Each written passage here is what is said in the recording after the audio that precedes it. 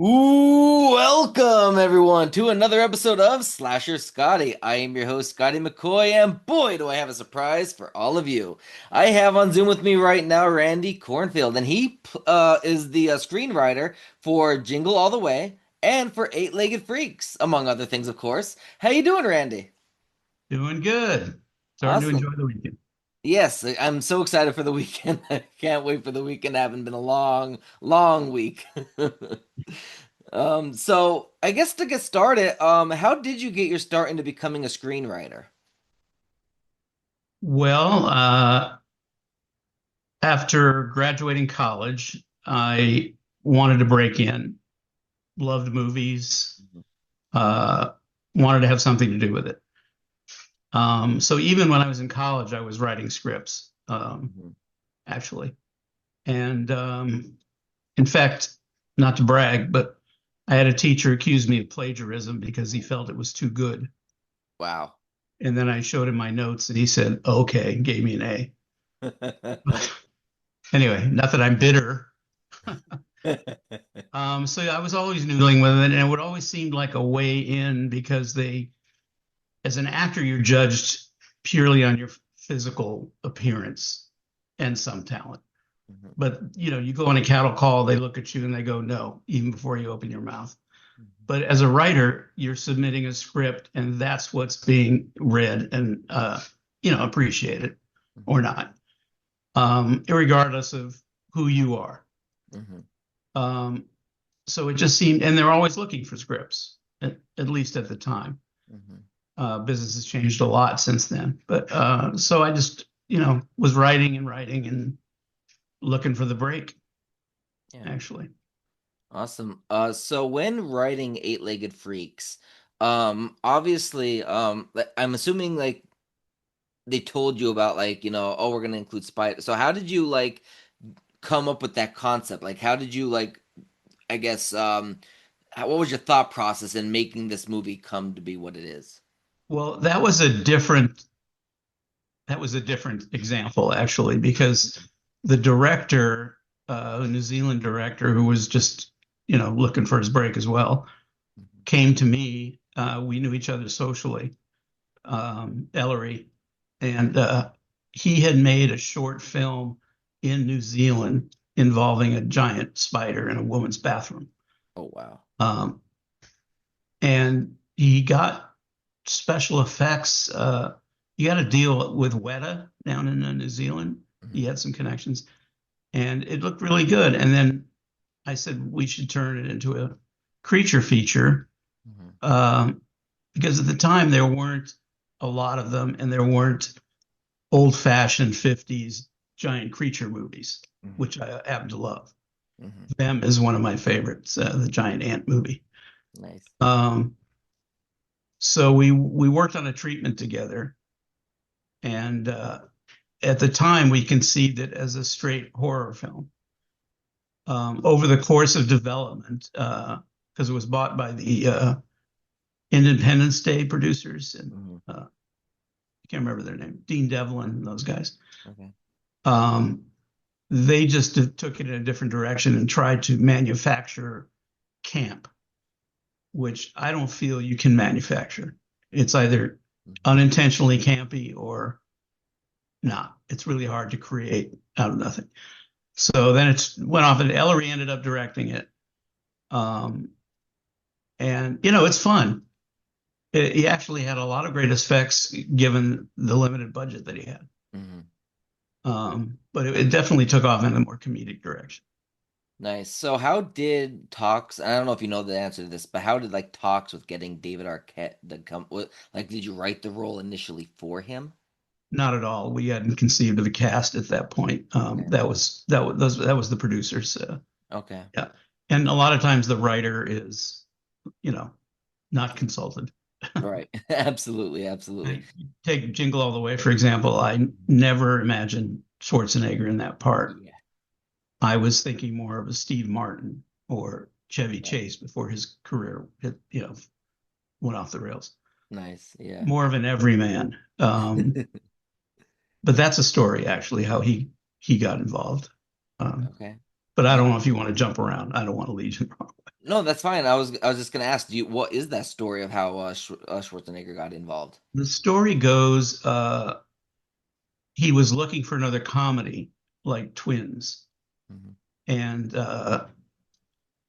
I was told an assistant at his agency read the script and loved it and sent it up the pike to his agent. And one thing led to another. Oh, And then it became a much bigger movie, obviously. wow. Yeah. That's insane because obviously everybody knows Schwarzenegger. Right. So Right. that's absolutely amazing. So did you like when Schwarzenegger got cast, was there and like I'm assuming there was rewrites or did you have to do rewrites to fit the role for him and make it bigger? Not really. There were some story adjustments made, but I don't think it really had anything to do with him, Mhm. his casting, because he that was one of my first questions, obviously, when we went to meetings, because there's no hiding that accent and all the other things that go along with him. But they played it straight. You know, his Okay. name's Howard, and he's an everyday guy, manufacturer, or whatever. They didn't make any adjustments to address any of that stuff, Okay.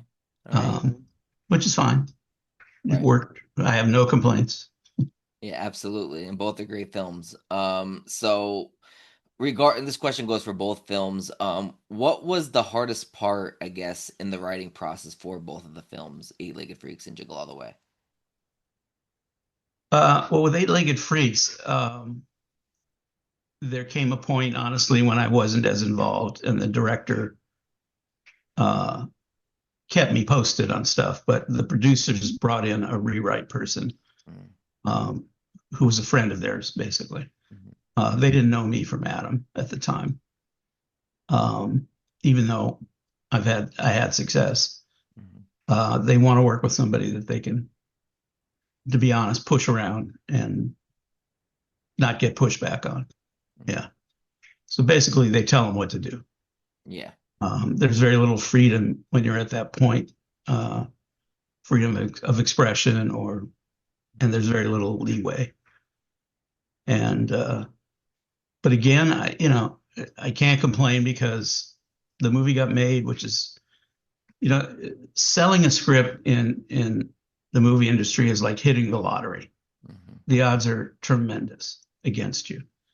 But to have it actually get made because studios buy dozens, if not hundreds, of projects all the time, and they're only making at best 20, 25 movies a year Yeah. nowadays. Probably even less. It's hard to say because the differentiation between streaming and theatrical is blurred, and nobody knows which is which anymore. Yeah. Um, but I was thrilled, thrilled it got made, thrilled it got released. Mhm, I wish it had done better, and I think it would have if it was played a little straighter. mhm. But again, it's become a cult film. A lot of people love it um, over the years, so I'm happy about that too. Awesome. Awesome. So obviously screenwriting in Hollywood and all that is quite an interesting gig, Yeah, for sure. Do you have any interesting stories about your career that you want to share? interesting stories. Well, the thing about being a screenwriter is it's a job that you do alone in a room somewhere. Mhm. Um, you're not out there on the set, enjoying the camaraderie of the cast very much.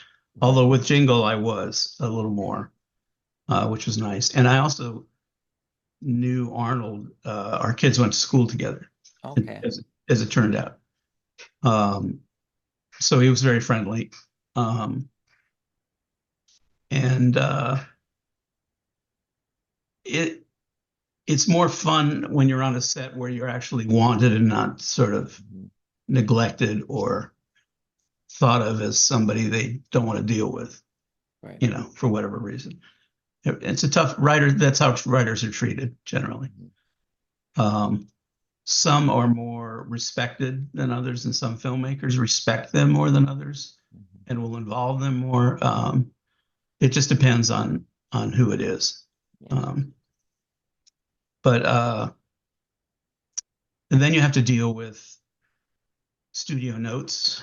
There were some on Jingle All the Way that I wasn't crazy about.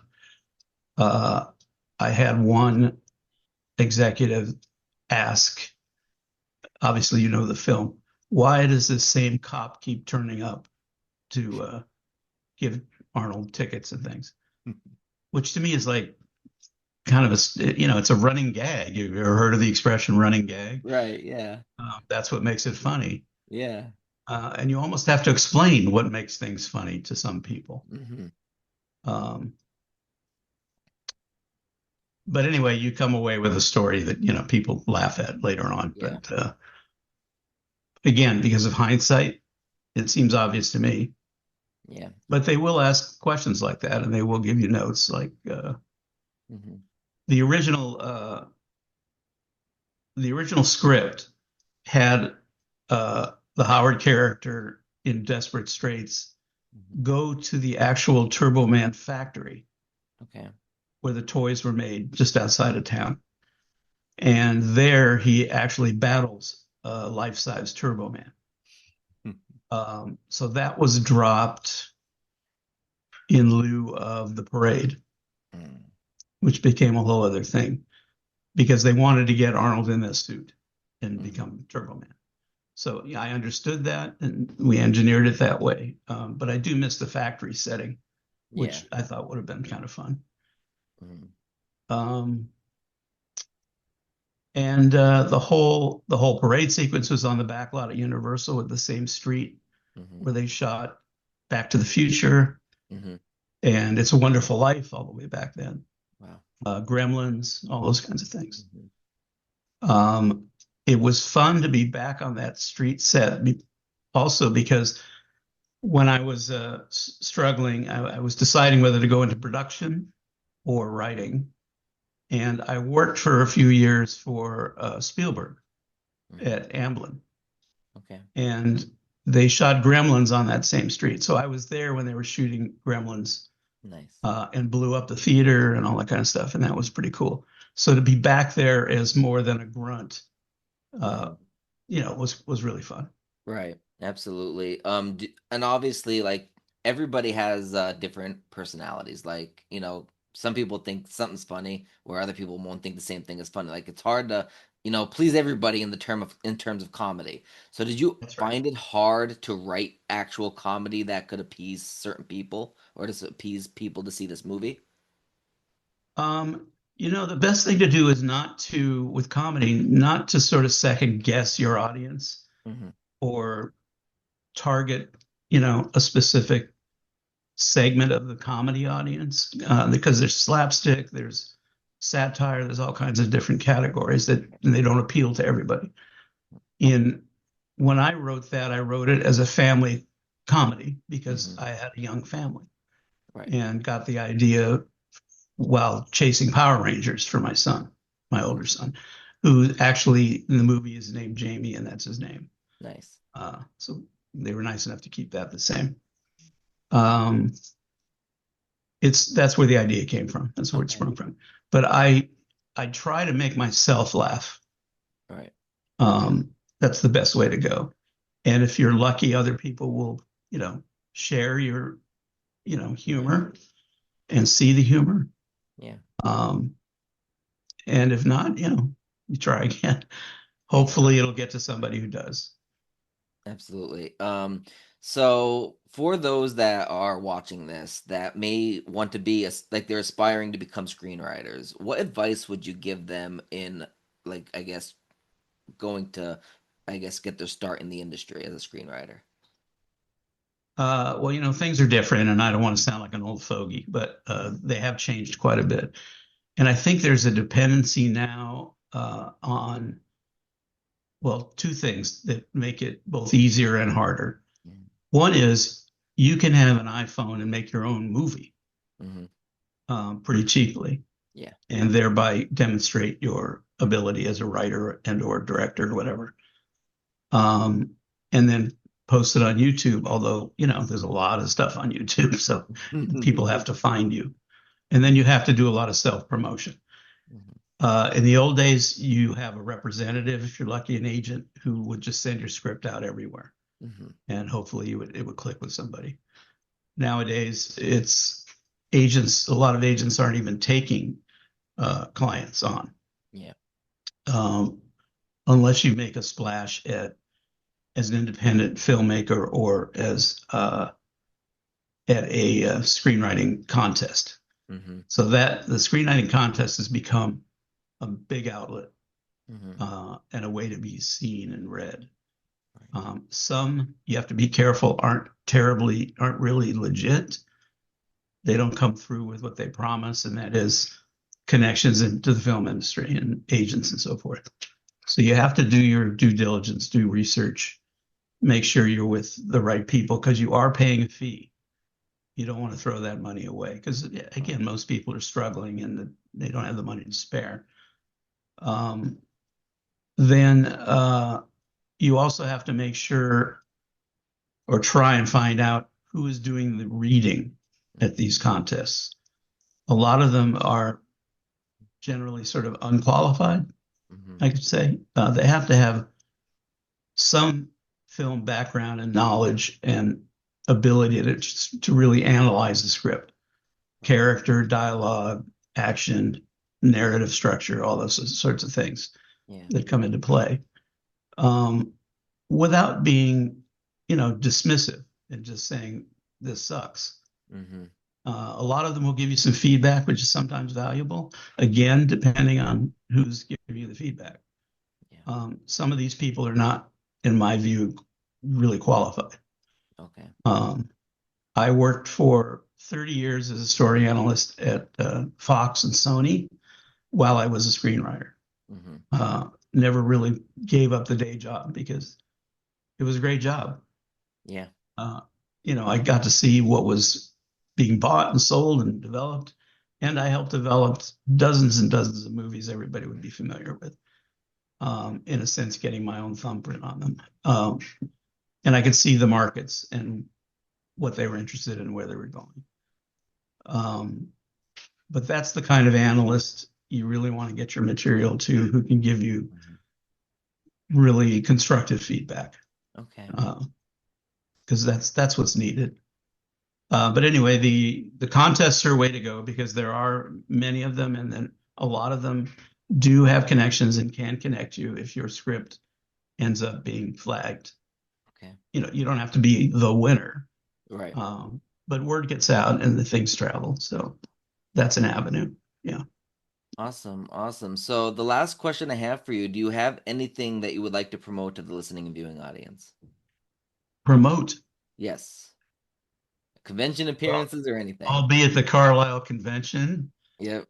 Is that what it's called? Carlisle Yeah. Carlisle Comic Con. Yeah. Comic Yep. Con in October, Yeah. right? Yeah. I believe it's the 17th to the 19th. Yeah, Friday and Saturday or something. Yeah. Love to see everybody out there. Yeah. Should be a big crowd. Should be a lot of people, including yourself. Yep, absolutely. I'll be I think my table's gonna be close to yours. I'll be signing out there as well. So come out and see Randy, come out and see me. It's gonna be a blast. Yep, I'll be signing, doing selfies, and telling stories, whatever you like to hear. Absolutely. Hmm. Awesome. Yep. Do you have anything else? Any social media? Anything at all? No, I don't do social media. I'm semi-retired, taking Hmm. care of my grandkids. It sounds Which that's the best kind of job. it is. It's like a second career though, because it's really full-time and tiring. I will add this though. Okay. I have a 4-year-old who loves storytelling Hmm. and every day asks, tell me a story, tell me a story. And it heartens me when he says, no, wait, that's not what happened. And then he takes the story in a different direction. And I go, you have a fertile imagination, but do not get in this business. But it's fun to see his mind work. That's awesome. That's awesome. So thank you, Randy, for joining me. Anybody watching this, if you're in the Carlisle, Pennsylvania area or would like to travel, come out and see Randy and myself. We'll both be there signing. It'll be a great time. It'll be a blast. It's October 17th and 18th of 2025. And I believe it's at the Carlisle Expo Center in Carlisle, Pennsylvania. So come on out and it'll be so much fun. There's going to be other guests there as well. There's going to be vendors and Quite a food few. trucks. Go ahead. Quite a few, from what I understand. Yeah. Yes, there's a lot of people there. And then also, I will add, and this is really exciting, really cool, because I'm a big Pokemon fan. I grew up watching Pokemon, and the original singer of Pokemon from Gen 1 is going to be actually performing the song and doing a concert at the Expo Center. So Wow. that'll be fun. Yeah. Awesome. Well, thank you, Randy, so much for joining me.